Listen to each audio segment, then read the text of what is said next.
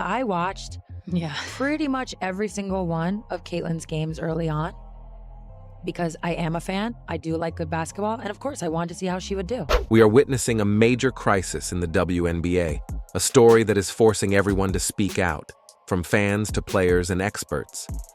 Sue Bird, one of the most influential figures in the league, has just exposed a serious issue concerning the credibility and leadership of the WNBA under Commissioner Cathy Engelbert's management. So, what has caused this discontent? I just don't.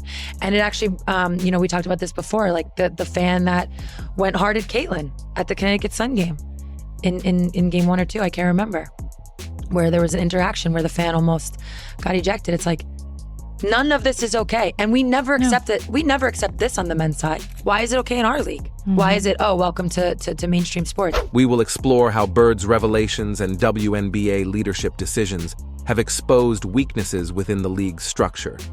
Why was Clark, who captivated viewers and boosted audience numbers, treated in a way that outraged fans? What role did Commissioner Engelbert play in this? Stay tuned as we break it down right after this. We do sit at this intersection of culture and sport and fashion and music. Like the WNBA players are really looked at now as kind of cultural icons. True. And when you have that, you have a lot of attention on you. There's no more apathy. Everybody cares. It is a little that Bird magic moment, if you recall, from 1979 when those two rookies came in from a big college rivalry. Recent comments by WNBA Commissioner Cathy Engelbert have sparked a fierce debate among fans and analysts. Appearing on CNBC's Power Lunch, she emphasized that rivalries are essential for boosting the visibility of the sport. However, her focus on competition angered many, as it seemed tone-deaf in light of the criticism players like Caitlin Clark and Angel Reese have faced. One white, one black.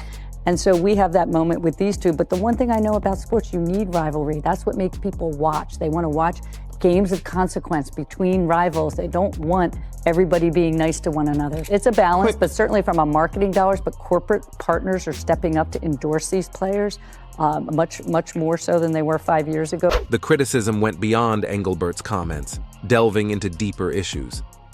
Megan Rapinoe criticized the commissioner for focusing on rivalries instead of prioritizing player safety and well-being. She argued that Engelbert failed to protect players from harmful and racist remarks, a critique that resonated strongly with fans. We knew it was coming. This wasn't a surprise. And not just the comments that the commissioner made a few weeks ago, where she basically implied that the racial tension is good for business and invoking Magic and Bird. It's not good for business. It's never good for business. And sort of sidestep the question about racism and misogyny and hate that the players are receiving online, basically saying like, don't go on social media or, it's sort of not real. Engelbert apologized for not being clearer about the harm of hateful speech, but many players and fans felt her response was insufficient. Analysts criticized her marketing-focused leadership, which neglected practical policies and eroded trust, revealing a growing disconnect between the league's leadership and its core responsibilities. Obviously, not every, they're humans, looking at technology. Basketball is a little more complex than tennis, for instance, around technology of officiating. So we're looking at a variety of different dimensions. The WNBA is facing a major challenge right now. Caitlin Clark has drawn massive viewership and energy from the fan community, yet Engelbert's approach risks completely undermining that momentum. Both fans and players are questioning whether this leadership is sustainable. Will focusing on rivalries distract from addressing the core issues? How do these decisions impact key players like Clark?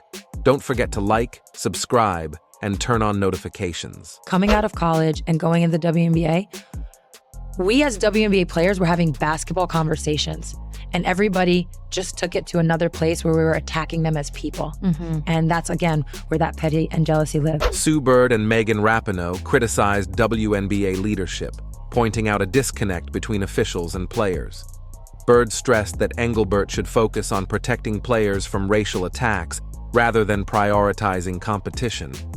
The tense environment has made players feel threatened, and fans are wrongly blamed. There is one thing I want to reset, that we want to reset, and it's the language being used around fans.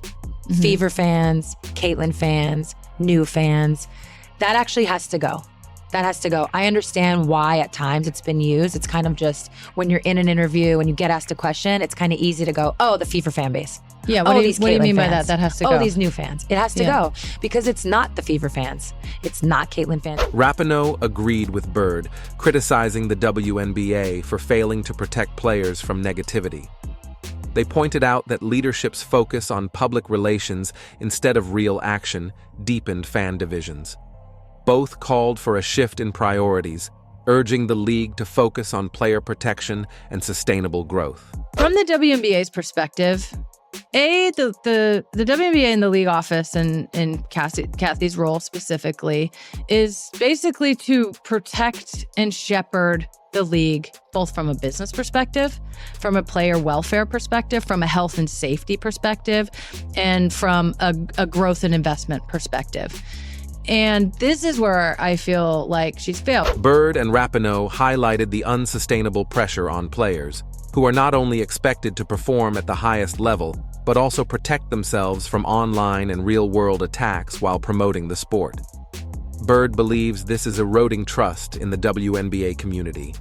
The question remains, will the league listen to these calls for change, or continue down a path that could damage its credibility and growth? I did not come out of college with the same level of popularity, scrutiny, all of it. Nobody has. Caitlin is one of one.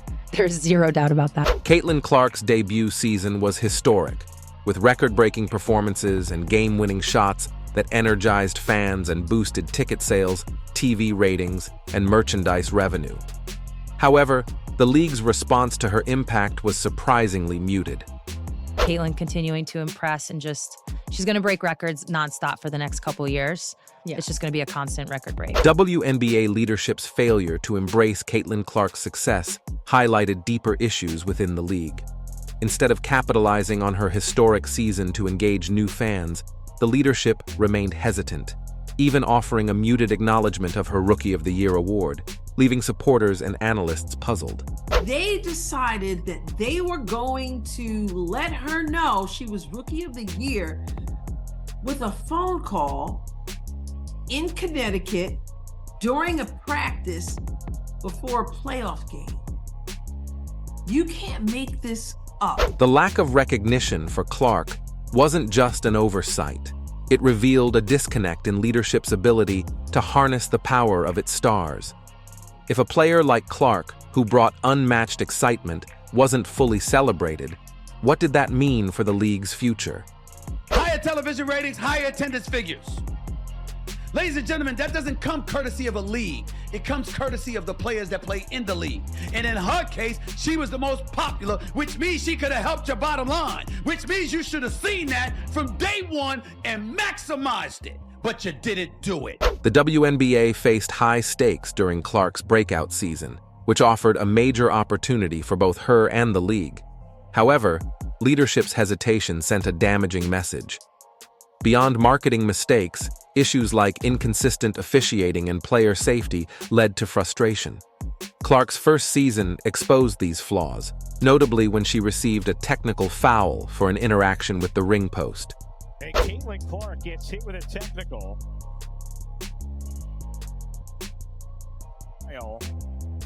I got a technical for basically being mad at myself because I missed the three and then I went and hit the backboard, and he told me it was disrespectful to the game of basketball. But is this rule applied consistently?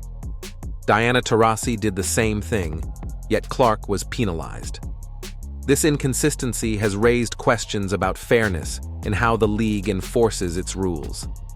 Carter nearly picks off the pass, and Diana Taurasi, they'll count the bucket.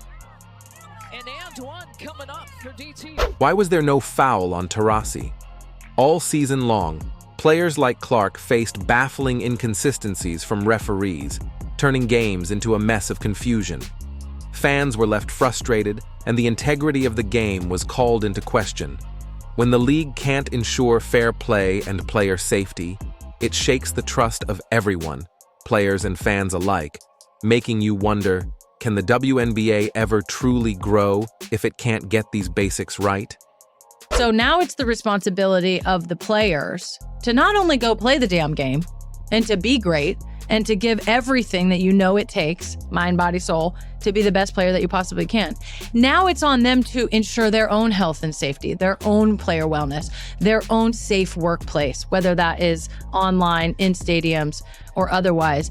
And I don't think that that's fair. Clark's breakout season brought the WNBA unprecedented attention, but leadership's failure to align with player advocacy threatens the league's momentum. If Engelbert and her team don't adjust, they risk losing Clark's impact and alienating fans. This is a critical test for the league's future. The stakes are higher than ever. It elevated television ratings, it elevated attendance, and it damn sure elevated franchise value. But now, something that y'all resisted talking about, opining about, acknowledging. The WNBA stands at a crucial crossroads, with Caitlin Clark's standout season revealing both immense potential and significant leadership challenges. From inconsistent officiating to concerns about player safety, the league's next steps will shape its future. Can they turn this around? Stay tuned.